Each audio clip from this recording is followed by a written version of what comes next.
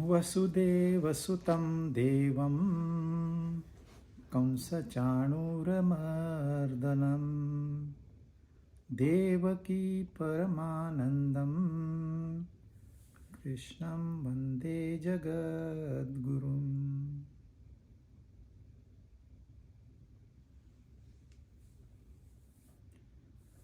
सातवां अध्याय 2 श्लोक हमने पूरे किए थे। इस अध्याय का नाम है ज्ञान विज्ञान योग। ज्ञान आमतौर पर पता होता है, परंतु विज्ञान किसी को पता नहीं चलता है, और वह पता चलने जैसी बात है भी नहीं। कोई ये नहीं कह सकता मुझे ये विज्ञान प्राप्त है, मैं बताऊंगा, क्योंकि विज्ञान यह अनुभव का विषय है, यह बताने का विषय नहीं है। अनुभव शब्दों में कभी कैप्चर नहीं किया जा सकता। साधा ऑर्डिनरी जो हमारा सांसारिक अनुभव है वो भी हम नहीं बता सकते। कैसे बताएंगे? मेरे ऊपर पहाड़ टूट पड़ा दुखों का, आप कैसे बताओ? कितने भी कठिन शब्द आप यूज करो, फिर भी वह फीलिंग दूसरे को नहीं आएगी। इसलिए अनुभव नहीं बता सकते। और यहां जो हमारी बात चल रही है, भगवान हमारे साथ बात कर रहे हैं, तो उनका जो स्थिति है, उनका जो अनुभव है वो सुप्रीम है, उससे ज्यादा और कुछ नहीं है। तो वो अनुभव हमें कैसे बताएंगे? फिर भी कह रहे हैं मैं बताऊंगा, लेकिन ये बातें करनी जरूरी है। हम यदि उस राह पे चलेंगे, अपनी तैयारी करते रहेंगे, अपनी मेहनत और लगन कायम रखेंगे, तो बाकी सब उस पर छोड़ देना है। क्यों? उन्होंने कहा है मैं दूंगा। जब उन्होंने कहा है मैं दूंगा, अपना सर क्यों फोड़ना है? हम इंटेलेक्चुअल है, हम एनालाइज करेंगे, हम यूं करेंगे, हम वो करेंगे। अरे हम तो भक्त है, हमने बोल दिया है भगवान को आके मुझे लेके जाना, मतलब वो आएगा। जैसे कि भगवान इनका नौकर है। हर एक रोल इंपॉर्टेंट है। भक्त का भी रोल महत्वपूर्ण है, ज्ञानी का भी रोल महत्वपूर्ण है, कर्मी का भी रोल महत्वपूर्ण है। ये सारे महत्वपूर्ण चीजों में से वह तत्व जानना सबसे महत्वपूर्ण है। तो वह तत्व का ज्ञान, जिसको हम विज्ञान कहते हैं, वो कृष्ण भगवान कराएंगे। तो वो हम उनके ऊपर क्यों नहीं छोड़ दे? उन्होंने जो हमको खाली राह दिखाई है, हमको उस राह पे चलना है। ज्यादा माथाफोड़ी करनी ही नहीं है इसमें। तो ज्ञान और विज्ञान वो अब धीरे धीरे बताएंगे, तो अभी उसका विश्लेषण नहीं करते। जैसे श्लोक आएंगे वैसे हम आगे बढ़ेंगे। अब तीसरे श्लोक में वो कह रहे हैं, मनुष्याणाम सहस्रेषु कश्चित यतति सिद्धये यततामपि सिद्धानाम कश्चिन माम वेत्ति तत्वतः। हजारों हजारों मनुष्यों में कोई एक सिद्धि के लिए यत्न करता है, कोशिश करता है, मेहनत करता है। यत्न करने वाले सिद्धों में कोई एक ही मुझे यथार्थ रूप से तत्वतः जानता है। कौन कह रहे हैं? भगवान कह रहे हैं। क्या कह रहे हैं? कोई एक मुझे जानता है, रेयर वन। और ऐसे नहीं है कि लोग इस राह पे नहीं है। वो सिद्धि प्राप्त कर लेते हैं, लेकिन वहीं रुक जाते हैं। पहले तो इस राह पे कोई आने को तैयार नहीं है। सारा ध्यान संसार में फंसा पड़ा है। सुबह उठेंगे व्हाट्सएप क्या है, रात को सोएंगे फेसबुक क्या है। कहाँ समय है?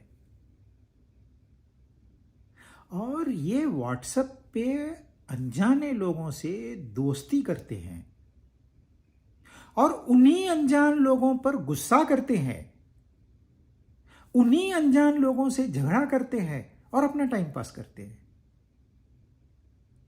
इसको कहते हैं जीवन व्यर्थ गंवाना। लेकिन बिजी है, बिजी रहना है, कुछ तो करना ही है। इसलिए हजारों सालों से यह समस्या है। आज की ये समस्या ऐसी नहीं है। आज तो चलो व्हाट्सएप और फेसबुक एक एक्सक्यूज है, लेकिन उस जमाने में भी यह था। कृष्ण भगवान स्वयं थे, फिर भी वो कह रहे हैं कोई एक मुझे जानता है।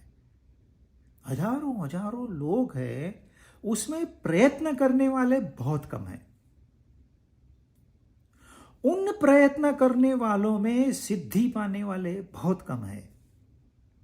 और उन सिद्धि प्राप्तों में से भी कोई एक, यदि पूरे दुनिया में आपको 5 लोग मिल जाए कि जो तत्वतः इस ज्ञान को जानते हैं, तो यह धरती स्वर्ग हो जाएगी। इतना यह ज्ञान पावरफुल है। हम देखते हैं, हमें पता भी चलता है कि हम जिसके पीछे दौड़ रहे हैं वो अस्थाई है, फिर भी कल्पना से उसको स्थायी मान लेते हैं और अपने आप को बांध लेते हैं। बहुत बार शास्त्र इसको मूर्खपना कहते हैं। तो सिद्धि प्राप्त करते हैं मतलब क्या? एक जमाना ऐसे था, पानी पे चल के आया मतलब उसने सिद्धि प्राप्त की। उस जमाने में बहुत लोग नहीं थे, और जो लोग थे वो सुखी थे, क्योंकि उनकी डिमांड्स ज़्यादा थी नहीं, गैजेट्स थे नहीं आसपास में, तो जिसमें है उसमें वो सुखी रहते थे। तो उस जमाने में कोई और चीजें थी जिसमें लोग अपना टाइम गंवाते थे। जैसे एक आश्रम में से एक लड़का, उसको लगा मैं पानी पे चलने की सिद्धि प्राप्त करूंगा, इसलिए वो छोड़ देता है आश्रम। 12 साल गायब रहा। अब 12 साल जब के बाद में जब आया, वो पानी पे चल के आया और गुरु के चरणों में गिरकर कहता है, गुरु मैं अब नई सिद्धि प्राप्त की है मैंने। कौन सी सिद्धि? मैं पानी पे चल सकता हूं। अच्छा, कितना समय लगा तुझे? 12 साल। तो 12 साल में तूने क्या किया? 2 रुपए बचाए। तो यह सिद्धि हो गई। तेरी सिद्धि किसके काम की है? क्या तू इस सिद्धि का उपयोग समाज के लिए कर सकता है? क्या लोगों का उत्थान कर सकता है? यदि नहीं, तो यह सिद्धि नहीं है। आजकल का जमाना ऐसा है, साइंटिफिक एज है, और बहुत साइंटिस्ट ऐसे हैं जिन्हें अध्यात्म का कोई ज्ञान नहीं है। हम जब छोटे थे तो हमको एक लेसन था, मैडम मैरी क्यूरी, इस साइंटिस्ट का। तो ये क्यूरी कपल ने यूरेनियम की खोज की, और इस खोज से उनके शरीर पे इतना असर हुआ कि उनकी सारी उंगलियां झड़ गई थी, क्योंकि यह रेडियो एक्टिव मटेरियल होता है। इसका शरीर पे बहुत गंभीर परिणाम होता है। आपने एटम बॉम्ब सुना होगा, ये उसी यूरेनियम से बॉम्ब बनाने की टेक्नोलॉजी बाद में डेवलप हुई। परंतु जब उन्होंने दुनिया को ये बताया कि ये है यूरेनियम और ये है उसके गुण, तो दुनिया ने तो उनको जैसे सर पे बिठा लिया। कई अवार्ड्स तो मिले ही मिले। लोगों ने अपने व्यक्तिगत रूप से उनको सोना, गहने, न जाने क्या क्या गिफ्ट किया। इतने खुश थे लोग उनसे। कई साल वो अपने लेबोरेटरी से बाहर नहीं आए। लेकिन ये सब सक्सेस देखने के बाद उन्होंने कहा, हमको इसमें से कुछ भी नहीं चाहिए, 1 रुपया नहीं चाहिए, सब ले जाओ वापस। ये हमने प्रयत्न जो किया है ये हमने मानवता के लिए किया है,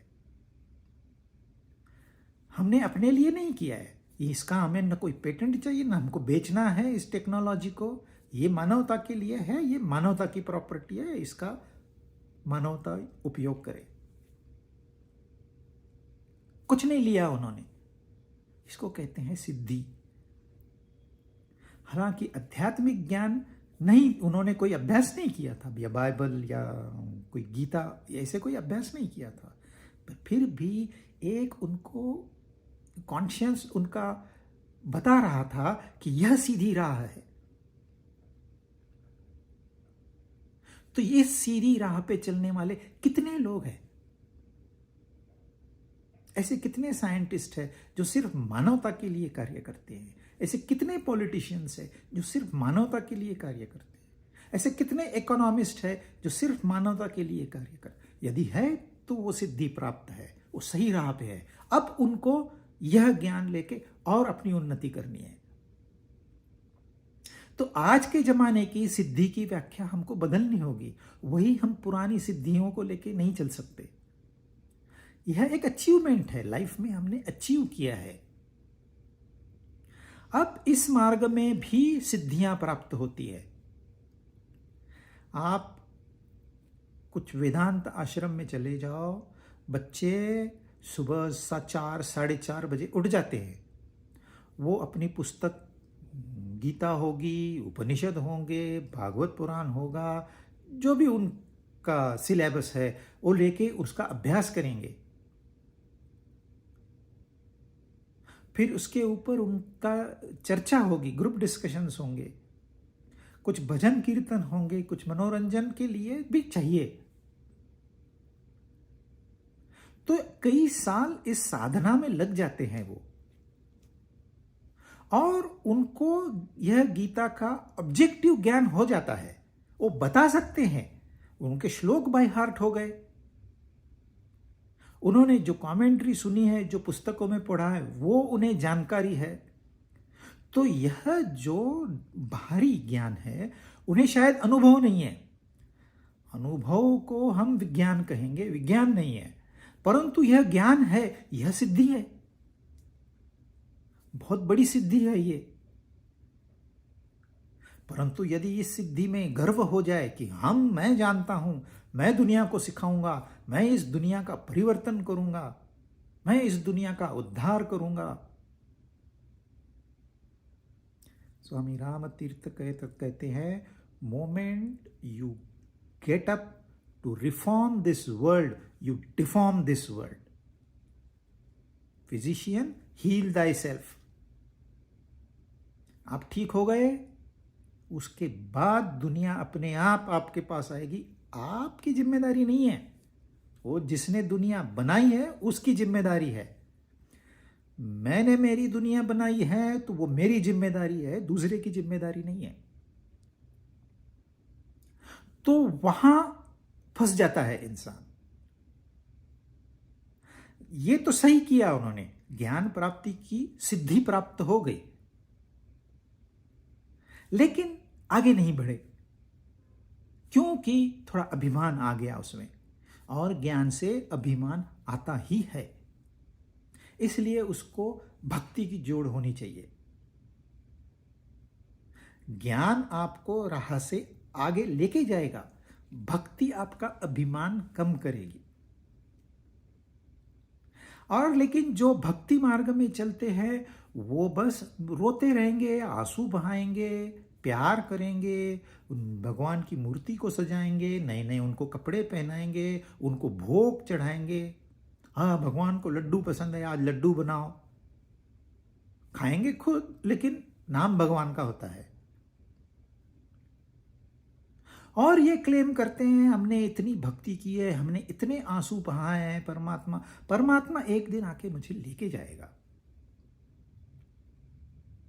वो बोलते ज्ञान हमें नहीं चाहिए, मुक्ति हमें नहीं चाहिए। ज्ञान से मुक्ति होती है, उनको प्रेम चाहिए, परमात्मा का सीधे सीधे प्रेम चाहिए, जो राधा जी को प्राप्त हुआ, जो मीरा को प्राप्त हुआ। तो लेकिन वो यहां फंस जाते हैं कि हमने यत्न नहीं किया तो भगवान क्या करेंगे।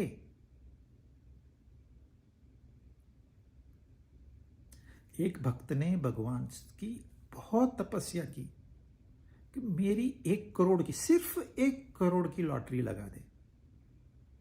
अब एक दिन भगवान तंग आके सामने आ गए। बोल तुझे क्या चाहिए, क्या इतना तपस्या में बैठा है। बोलता है भगवान मुझे 1 करोड़ की लॉटरी लगा दो। अरे मैं कब का लगा देता, तू टिकट तो खरीद।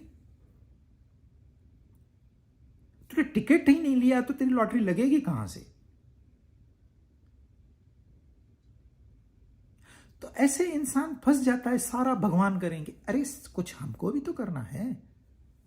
जो आखिरी प्रोविजन है वो उसके हाथ में है, देना है कि नहीं देना है। लेकिन आप आगे तो बढ़ो। तो वो भी फंस जाते हैं। और जो कर्म योगी है वे कहते हैं ये ज्ञान में क्या रखा है, ये भक्ति में क्या रखा है। क्या आपको मूर्ति से भगवान मिलेंगे, क्या आपको पुस्तकों से भगवान मिलेंगे। अरे भगवान तो हर प्राणी में है, मुझ में है, तुझ में है, सब में है। तो लोगों की सेवा करो, हर प्राणी की सेवा करो। मनुष्य प्राणी नहीं, बाकी प्राणियों की भी सेवा करो। लग जाओ काम पे, मंदिर बनाओ, गुरुद्वारे बनाओ, लंगर चलाओ, हॉस्पिटल खोलो, स्कूल खोलो, बच्चों को मुफ्त शिक्षा दो, कुएं खोदो, तीर्थ स्थान नए नए खोज के निकालो। वो कर्म में फंस जाते हैं। वो बोलते हैं यही ध्येय है हमारे जीवन का। सिद्धि है, वो भी सिद्धि वो प्राप्त कर लेते हैं। और ऐसे नहीं है कि उनके मन में ईमानदारी नहीं है, मन साफ है उनका। तो आप देखिए कर्मयोगी ने सिद्धि प्राप्त कर ली और अपने हिसाब से वह सही है। भक्ति मार्ग पे चलने वाले ने सिद्धि प्राप्त कर ली और अपने हिसाब से वो सही है। ज्ञान मार्ग से चलने वाले ने सिद्धि प्राप्त कर ली, अपने हिसाब से वो सही है। लेकिन तीनों को साथ में बिठा दो, तीनों गलत है। क्योंकि फिर ये कहेगा मैं श्रेष्ठ, वो कहेगा मैं श्रेष्ठ।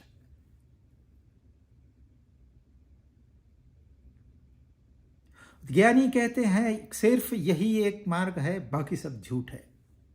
भक्ति मार्ग कहते हैं भक्ति एक मार्ग है, बाकी सब झूठ है। वो आधा सही है, भक्ति एक श्रेष्ठ मार्ग है, कर्म एक श्रेष्ठ मार्ग है, ज्ञान एक श्रेष्ठ, ये तीनों सही है उनकी बात। लेकिन दूसरे सही नहीं है, ये गलत है। तो सिद्धि पाने के बाद भी वो आगे नहीं बढ़ पाते, यत्न नहीं करते, क्योंकि सिद्धि में ही समाधान है उनके लिए। और सिद्धि में आम आदमी की तुलना में बहुत समाधान, बहुत संतोष मिलता है। परंतु सिद्धि को ही सही मानना नहीं है। ये जो कहते हैं ना मेरा ज्ञान ही श्रेष्ठ है, मेरी भक्ति ही श्रेष्ठ है, मेरा कर्म ही श्रेष्ठ है, इसमें से मैं और मेरा निकाल दीजिए। ज्ञान श्रेष्ठ है, भक्ति श्रेष्ठ है, कर्म श्रेष्ठ, तीनों श्रेष्ठ है। और जब तीनों का मिलाप हो जाएगा तब जाके हम उसे तत्वता पा सकेंगे। There are chances. तत्व ज्ञान जो फाइनल है वो इंसान के हाथ में नहीं है, परंतु तीनों मार्ग अवलंब करना यह इंसान के हाथ में है। तो सिद्धि प्रयत्न करने वालों में भी यथार्थ रूप से, तात्विक दृष्टि से, मैंने आपको बताया था सोने के गहने अनेक है लेकिन तत्व सोना एक ही है। मिट्टी के बर्तन अनेक है, मिट्टी तत्व एक ही है।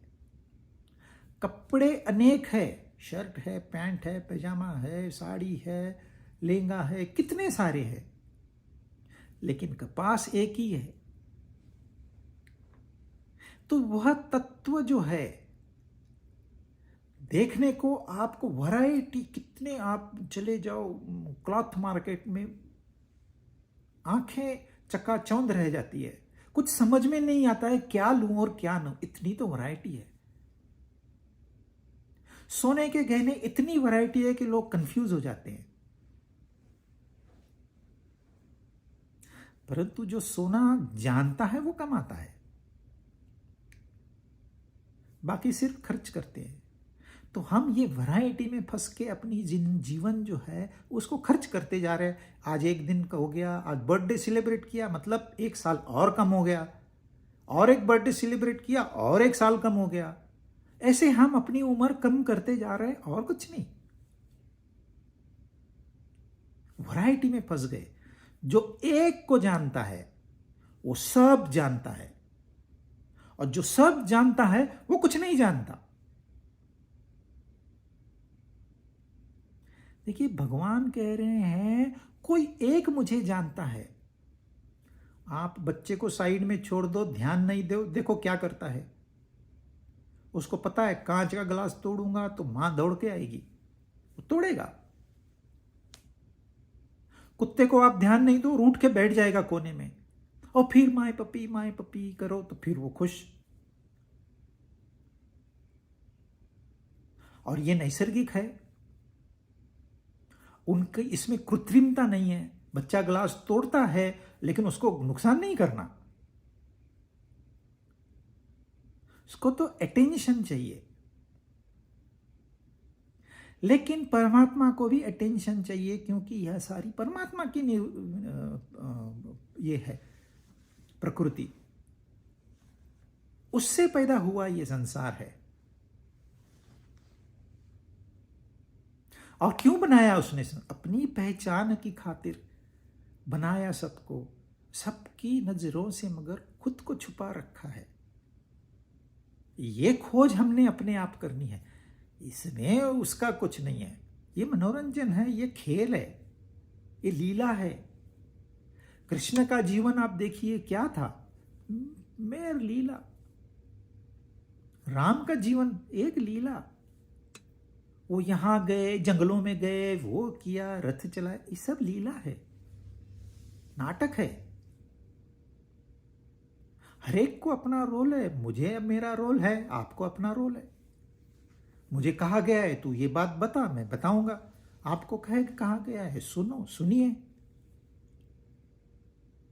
मैं बता रहा हूं या मैं सुन रहा हूं, मैं गीता का अध्ययन करता हूं, ये कहां से आ गया? मैं है ही नहीं, पहली बात तो कृष्ण भगवान को भी अटेंशन चाहिए। इसलिए तो वो कह रहे हैं कोई एक मुझे जानता है। लेकिन वो गिलास नहीं तोड़ेंगे अगर आप अटेंशन नहीं दोगे। आपको सिर्फ तथास्तु कहेंगे। तुझे जानना है, तथास्तु। तुझे नायगारा फॉल देखना है, तथास्तु। तुझे नायगारा फॉल में जंप करना है, तथास्तु। वो शक्ति प्रदान करेंगे। आप चाहे सही मार्ग चुनो, चाहे गलत मार्ग चुनो, वो उतना ही प्यार है उनका। बाकी आपका प्रॉब्लम है, आप सॉल्व कीजिए।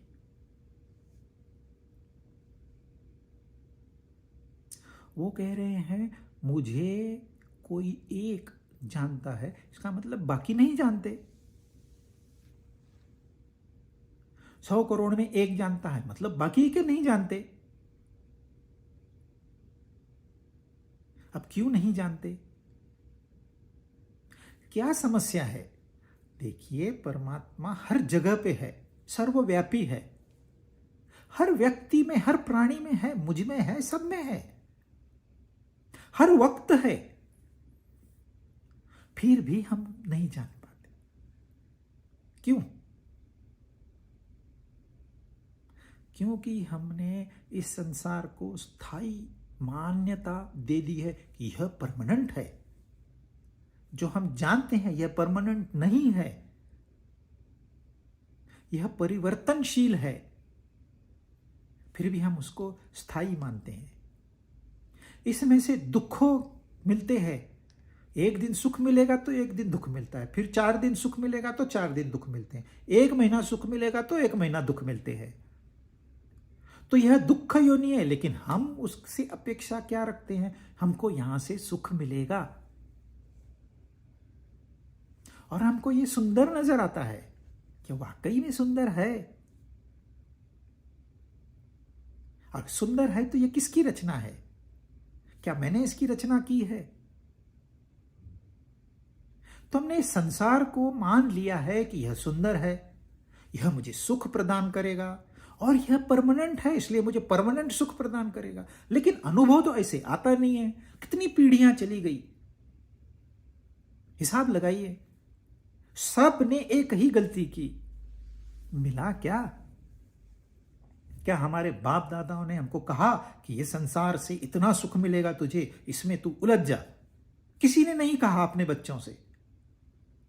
यदि किसी ने कुछ कहा है तो कहा है भाई इस संसार से दूर रहना, इसमें उलझ मत जाना, इसको चिपक मत जाना, इससे आसक्ति मत रखना, यही कहा है। अगर कहा है तो ऐसे तो किसी ने नहीं कहा अरे संसार बहुत अच्छा है, मेरा अनुभव तो बहुत बढ़िया रहा, अब तो मैं जा रहा हूं, लेकिन तू ये संसार को छोड़ना नहीं।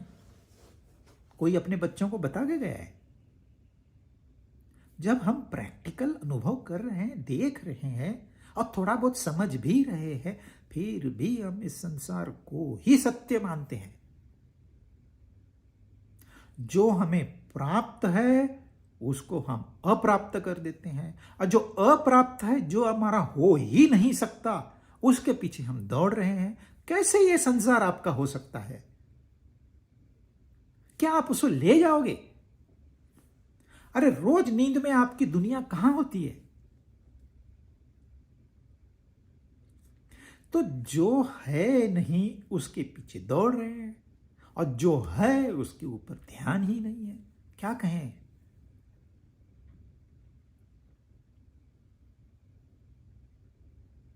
और ज्ञान प्राप्त कर लिया, भक्ति प्राप्त कर ली, कर्म प्राप्त कर लिया,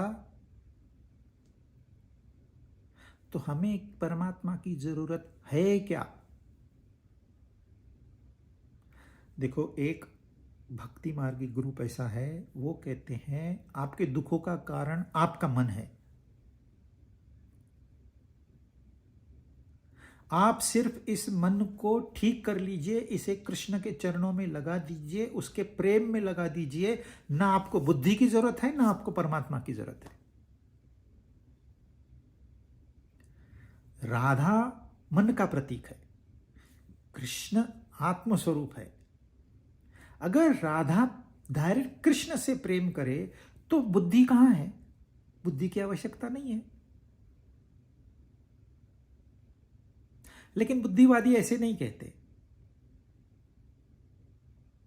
उनकी थ्योरी अलग है। वो कहते हैं आप मन को लगा ही नहीं सकते बुद्धि के बगैर। मन बुद्धि के बगैर कुछ करेगा ही नहीं, मानेगा ही नहीं। तो बुद्धि महत्वपूर्ण है। तब इनकी मान्यता है बुद्धि महत्वपूर्ण नहीं है, और बुद्धिवादी कहते हैं बुद्धि के बगैर ये नहीं हो सकता है। अगर बुद्धि के साथ में बुद्धि को उन्नत करके हम मन को परमात्मा में लगा देंगे, हमको परमात्मा की जरूरत नहीं है। हम अपनी बुद्धि के सहारे ये पूरी संसार को जीत लेंगे। देखिए, मन में इच्छाएं हैं इसलिए संसार है, और बुद्धि के सहारे इच्छाएं निकाल दी, सारे दुख चले गए। और ये प्रैक्टिकल है, ये पॉसिबल है, और आपको मुक्ति मिल गई, उसको मुक्ति कहते हैं। मुक्ति तो हो गई, फिर आपको क्या चाहिए? परमात्मा क्यों चाहिए? मुक्ति मिल गई।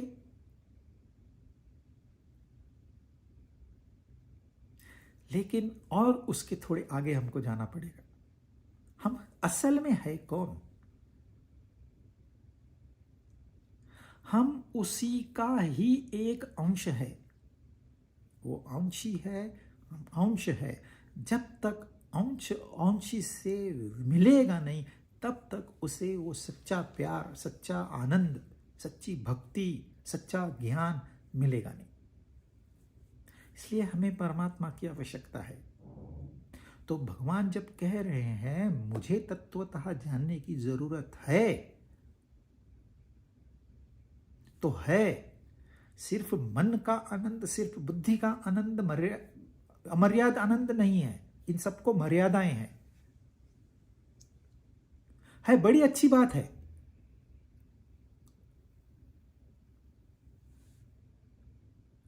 जब वो कहते हैं, भगवान स्वयं कह रहे हैं, मैंने आपको कह दिया चलो आप छोड़ दीजिए बात को, लेकिन भगवान स्वयं कह रहे हैं तो कुछ तो बनता है, कुछ तो सोचना जरूरी है।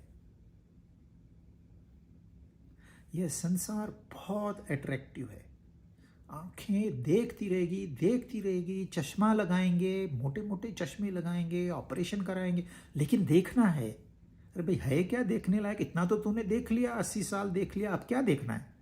नहीं, और देखना है। मुझे कितनी शादियां देखी मैंने, अभी मेरे को औरों की शादी देखनी है ना, जो बच्चे हैं, नए नए बच्चे, देखना है कितना बोलना है, कितना बोलना है। आप सोचिए कितना बोलते हैं इंसान। अभी अभी एक इंडियन लेडीज ग्रुप, महिलाओं का एक ग्रुप अमेरिका घूमने गया, पूरी बस भर के नायगारा फॉल देखने गया। तो नायगारा फॉल में जितना पानी बहता है, जितना पानी गिरता है, और किसी फॉल में इतना पानी नहीं गिरता। तो गाइड उनको बता रहा था कि यहां इतना, वर्ल्ड का सबसे ज्यादा पानी अगर किसी फॉल से गिरता है तो वो नायगारा फॉल है। अगर यहां से 2 जेट भी चले जाए तो उनकी आवाज आपको नहीं आएगी, इतना तो आवाज है इस नायगारा फॉल का। और यदि आपको सुनना है तो मैं रिक्वेस्ट करता हूं ये इंडियन लेडीज से कि अपना आवाज बंद करें। कितना बोलते हैं हम, नायगारा फॉल से भी ज्यादा हमारा आवाज रहता है। आप मिला दो, शक्ति मिला दो, कितनी शक्ति, क्योंकि हमारा ध्यान पूरा संसार की तरफ है। नायगारा फॉल, नायगारा फॉल, वो दिमाग में बैठ गया है।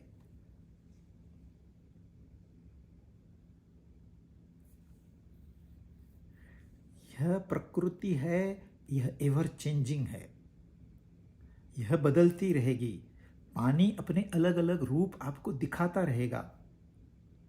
यह प्रकृति है, यह परमात्मा की प्रकृति है, हमारा कोई योगदान नहीं है उसमें।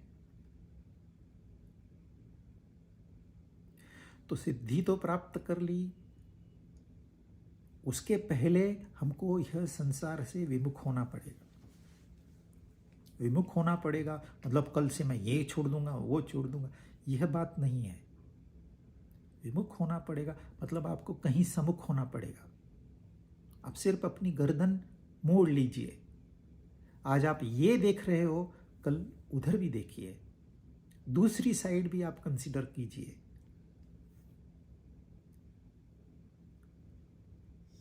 तो आप सही राह पे आ गए।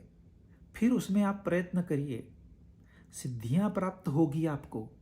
ये प्रलोभन है, ये सिद्धियां आपको प्रलोभन है, आपको नीचे खींचने के लिए ये सारी योजना है, उससे उलझना नहीं है। मैंने 100 करोड़ तो कमा ही लिए, अभी मेरे पास तो और बड़ी उम्र पड़ी है, 5-10 हजार करोड़ तो मैं कमा ही लूंगा। ये प्रलोभन है। लक्ष्मी आती है तो आने दीजिए, उसको रोकना नहीं है, लेकिन ये प्रलोभन है, ये आपको डिस्ट्रैक्ट करेंगे।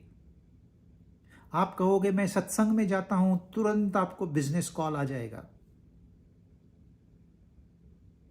आज बहुत महत्वपूर्ण सत्संग है, ये तो मुझे सुनना ही है, 7वां अध्याय है, बड़ा बिजनेस प्रपोजल आ जाएगा। ये संसार बहुत आइडिया से बना हुआ है, बहुत आसानी से आपको इधर नहीं जाने देगा, पकड़ के रखेगा। चिपकू राम है ये, जैसे हम उसको चिटकते ना, वैसे वो भी हमको चिटकता है। इसलिए सिद्धियों में नहीं फंसना, अपना ध्यान वहां लगा देना। संसार का कार्य भी करना है, ये शरीर है, सेवा के लिए तो पैदा हुआ है, संसार का हिस्सा है, भले संसार में जाके सेवा करे। नौकरी करनी है नौकरी करे, बिजनेस करना है बिजनेस करे, ये शरीर करेगा, हम नहीं करेंगे। हमारा ध्यान वहां है। मन का सुख अलग होता है, बुद्धि का सुख अलग होता है, लेकिन आत्मिक सुख जो है वो अल्टीमेट है। वो है उसे जानना, तत्वतः जानना।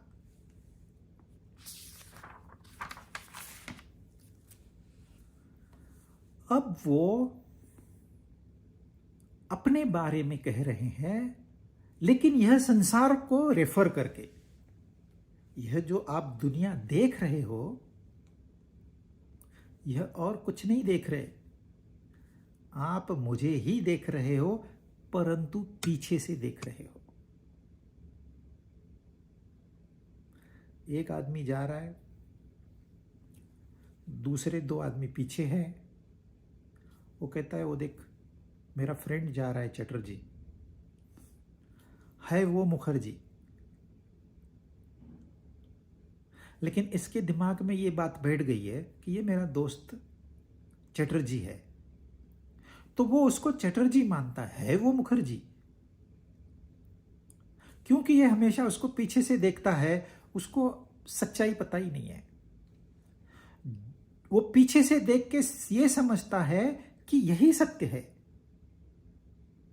और वो अपने दोस्तों को भी बताता है, और दोस्त भी इसके ऊपर विश्वास करता है। ऐसे ही यह दुनिया चल रही है। लेकिन वो मुखर्जी चटर्जी बना कैसे?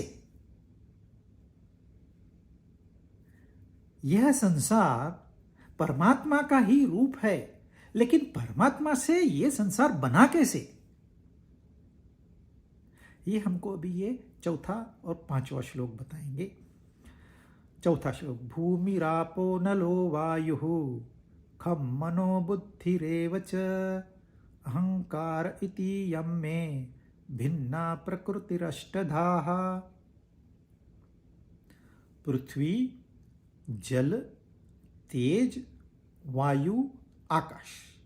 पृथ्वी, जल, तेज, वायु, आकाश, इनको कहते हैं पंचमहाभूत। 5 हो गए, मन, बुद्धि, अहंकार। 5 और 3 8। इस प्रकार यह 8 प्रकार के भेदों वाली मेरी अपरा प्रकृति है। कौन कह रहा है? भगवान कह रहे हैं। क्या कह रहे हैं? यह 8 भेदों वाली मेरी प्रकृति है।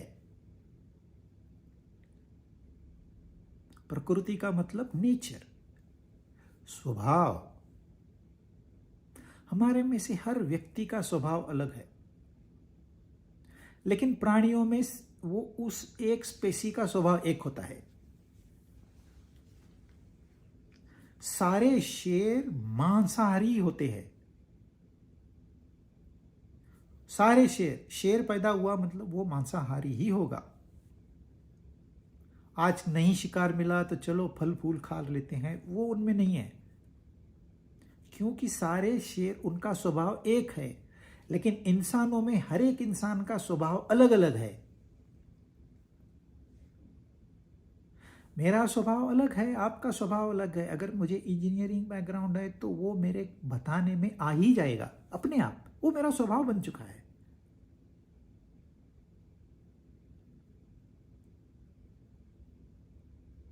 तो ये स्वभाव कहां से आता है हमारा? ये जो हमने पहले विचार किए हुए हैं, आज से पहले कितने साल, कितने 100 साल, कितने 1000 साल, हम नहीं जानते, लेकिन वो कहीं तो संचित है। उस संचित विचारों में एक अपना एक लय है, एक ताल है, उसमें एक प्रकार का वो पैकेज है जो कि इंडिविजुअलाइज्ड है। मेरा पैकेज, मेरा बीज इंडिविजुअलाइज्ड है, वो मेरे लिए है। आप सभी का जो पैकेज है, बीज है, वो अलग अलग है, वो आप इंडिविजुअलिस्टिक है। तो स्वभाव इंडिविजुअलिस्टिक होता है। तो जैसे हम सबका अलग अलग स्वभाव है, वैसे परमात्मा का भी स्वभाव है। कह रहे हैं खुद, मेरी प्रकृति, उसको अपरा कह दिया, उसको अपरा हम बाद में समझते हैं, लेकिन मेरी प्रकृति है।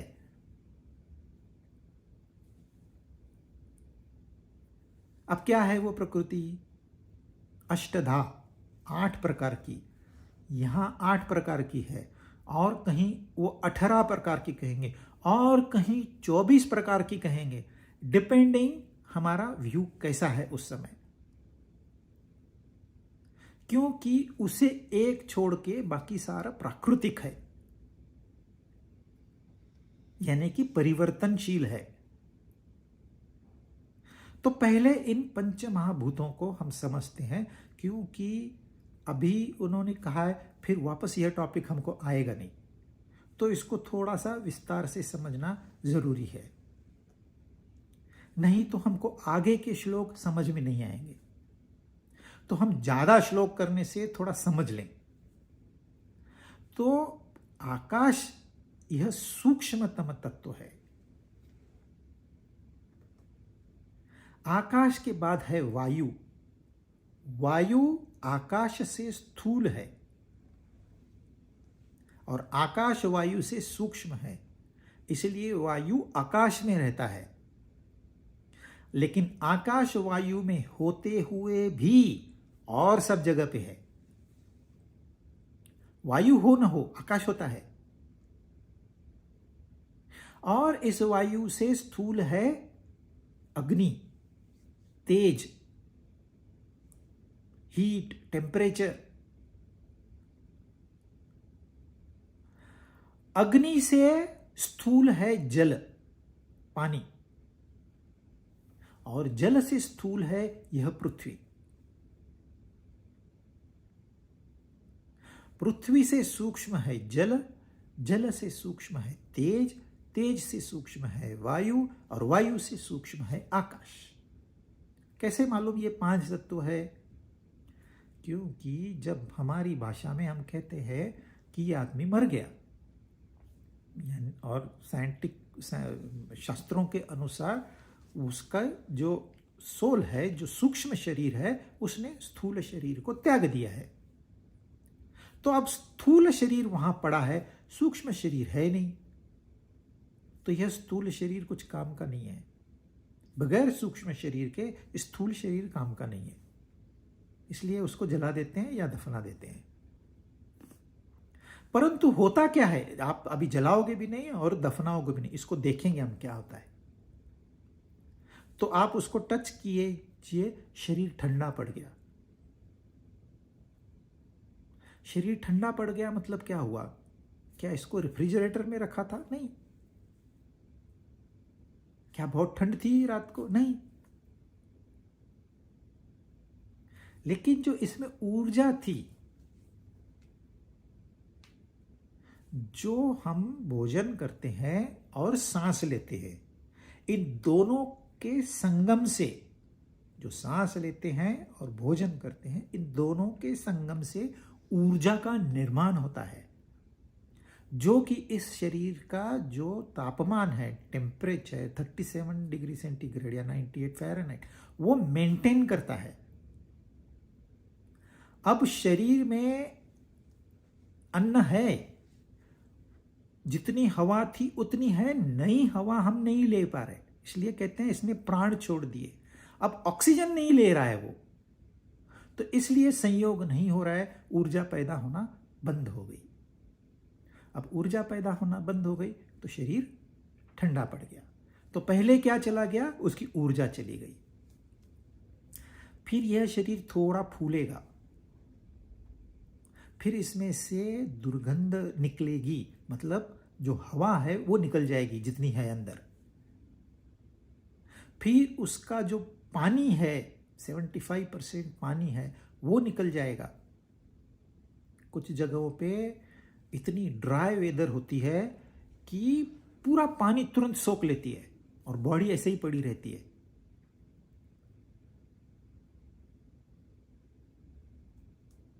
फिर पानी चले जाने के बाद जो यह शरीर ने मिनरल्स यानी कि पृथ्वी तत्व को धारण किया था, हमारी चाहे हड्डियां हो गई, मसल हो गई, स्किन हो गया, ये पृथ्वी तत्व से ही बने हैं।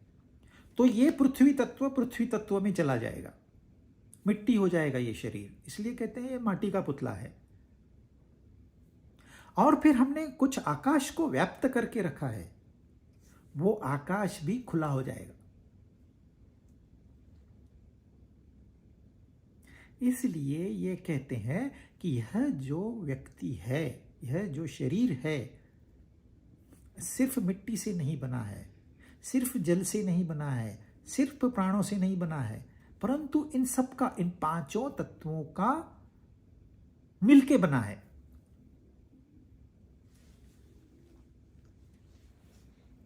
और फिर हम नींद से जब उठते हैं तो हम कहते हैं मैं उठ गया, मैं उठ गया, मेरी नींद खत्म हो गई, बहुत अच्छी नींद थी, आराम किया मैंने, मुझे फ्रेश मालूम पड़ रहा है। ये मैं कहां से आया?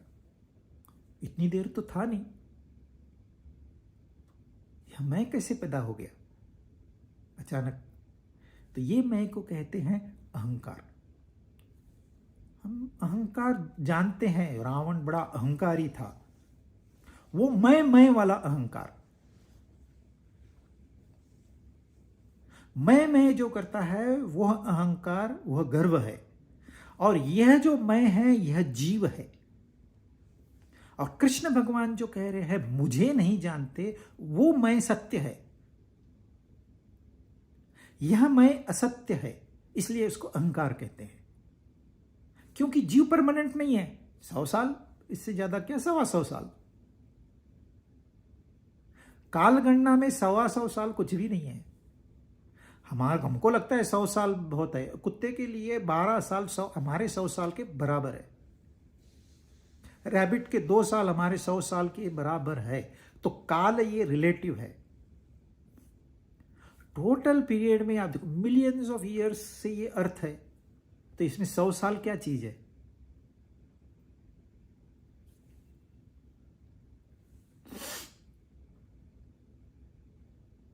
पर उतने टाइम के लिए ये जीव होता है, ऐसे नहीं कि नहीं होता है।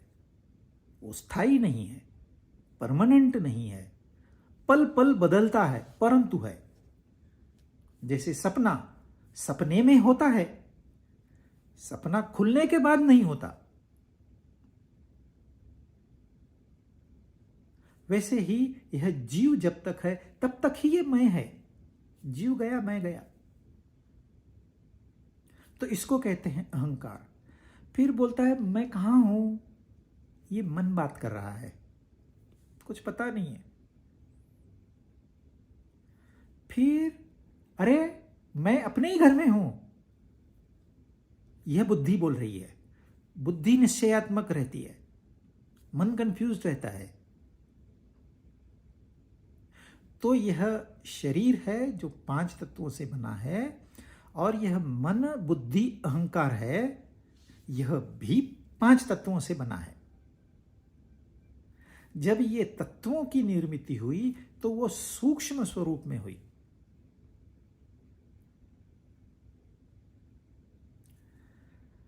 पहले यह धरती नहीं थी।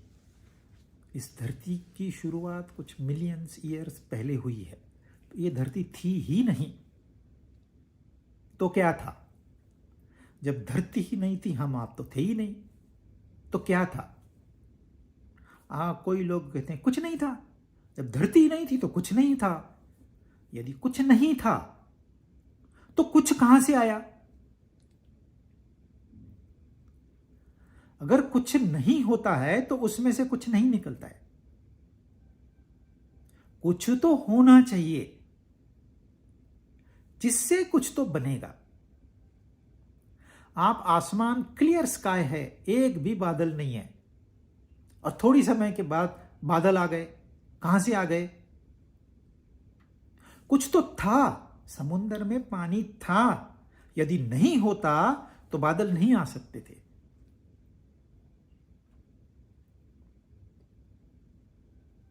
तो कुछ तो था, ये धरती नहीं थी, परंतु कुछ तो था। हम उसको मान लेते हैं कि उसका नाम हम परमात्मा रख देते हैं, परमेश्वर रख देते हैं, ईश्वर रख देते हैं, ब्रह्म रखते हैं, भगवान रखते हैं, परंतु कुछ तो था, अकेला था। उसको लगा चलो यार कुछ तो दो हो जाते हैं। इंसान कैसे संसार बनाता है? अकेला हूं, दो हो जाते हैं। दो हो गए तो चार तो अपने आप हो जाते, कुछ करना थोड़ी पड़ता है। फिर चार हो गए तो 4 से 64 बनने में कितना टाइम लगता है? और फिर ये सारा संसार, ये सारी झंझटें अपने आप पैदा हो गई। कहां से? मुझे 1 से 2 होना है। वैसे ही परमात्मा ने सोचा 1 से 2 हो जाते हैं, लेकिन कहां?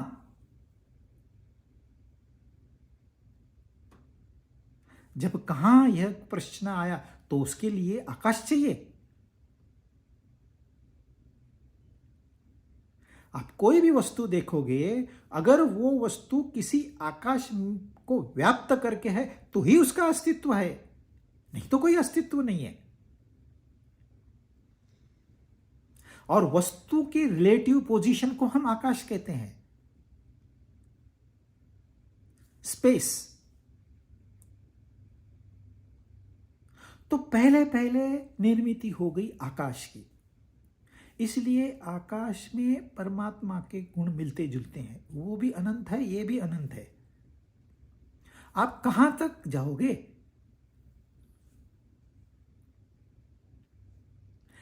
कहां तक आप कल्पना, जाना तो छोड़ो, चलो कल्पना कहां तक कर सकते हो? एक के ऊपर पूरा कमरा भर के शून्य लगा दो, इतनी आपकी कल्पना नहीं जा सकती। लेकिन चलो लगा दी तो भी ये कुछ भी नहीं है। इतना प्रशस्त है ये आकाश। आप वहां पहुंचने से पहले वहां आकाश होता है। जहां भी आप पहुंचो वहां पहले आकाश होता है।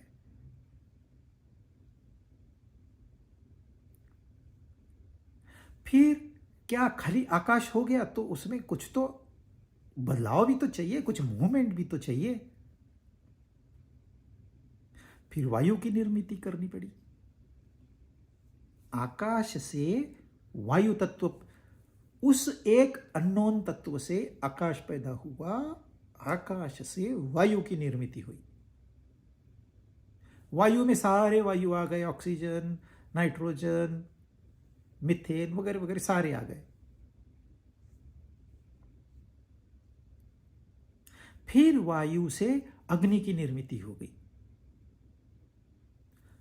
हाइड्रोजन वायु है, ऑक्सीजन वायु है, दोनों जब मिलते हैं तो फायर प्रोड्यूस होती है। कहीं तो सऊदी अरेबिया में एक जगह है, खड्डा है छोटा सा, वहां आप माचिस की तीली फेंक दो, वो एकदम से आग भड़क उठेगी।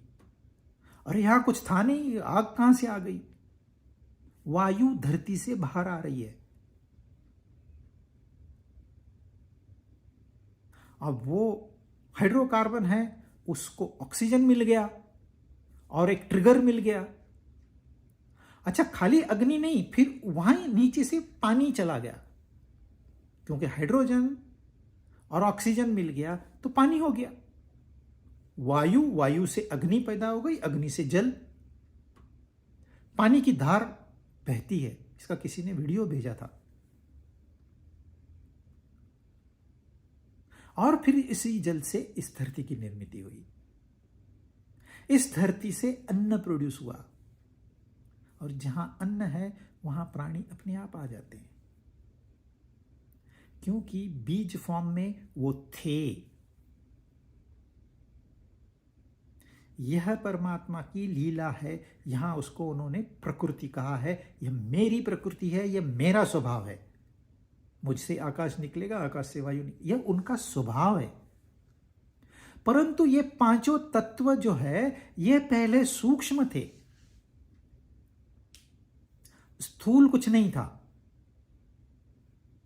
इन सूक्ष्म तत्वों से हमारा मन, बुद्धि और अहंकार बना हुआ है, इसलिए मन, बुद्धि, अहंकार सूक्ष्म है।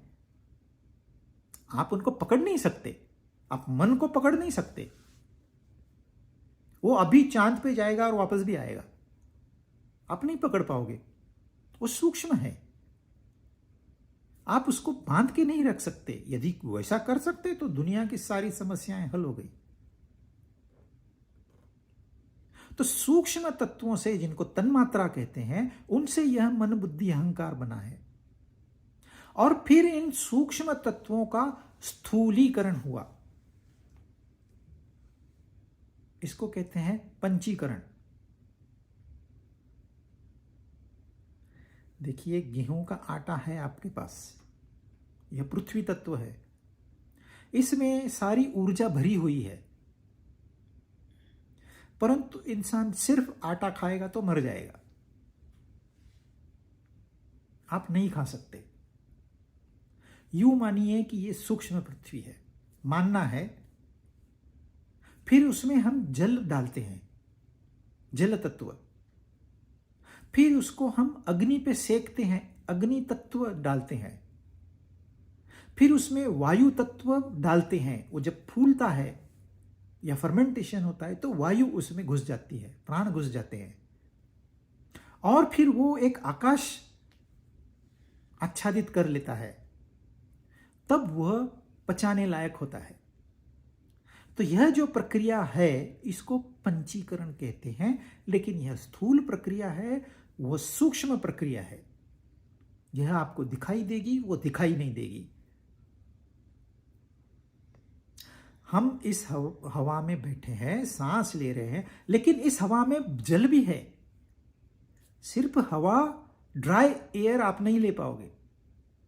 जो डाइवर्स होते हैं उनको पूछिए। कंप्रेस्ड एयर होने के बाद उसमें से जल तत्व बाहर निकलता है। आप जब एयर को कंप्रेस करोगे एक सिलेंडर में, तो नीचे पहले कॉक से पानी निकालना पड़ता है। जैसे ही हमने हवा को कंप्रेस किया, जल तत्व अलग हो गया। तो इस हवा में अब भी जल तत्व मौजूद है। आप लोहे को थोड़ा सा काटने के लिए शुरुआत करिए, पहले तो वो पानी फेंकेगा बाहर, आप आंखों से देख सकते हैं, उसमें जल तत्व है। तो ये सारे तत्वों का, सूक्ष्म तत्वों का स्थूलीकरण हुआ, और इन स्थूल तत्वों से यह शरीर बना है। मेरा शरीर हो या आपका शरीर हो या चींटी का शरीर हो, ये सारे शरीर इन 5 तत्वों से बने हैं। और इनका प्रपोर्शन अलग अलग होने से इनका शेप साइज अलग अलग है, इनका स्वभाव अलग अलग। लेकिन है यही 5 तत्व जिनसे सारे शरीर बने हुए हैं, यह धरती बनी हुई है, सारी वस्तुएं बनी हुई है। तो जो भी व्यक्ति है या वस्तु है इस संसार में, इस सारी इन 5 तत्वों से बनी है, और यह है उसका स्वभाव। वही एक तत्व इन सारे बदल करके यह सृष्टि की रचना हुई है।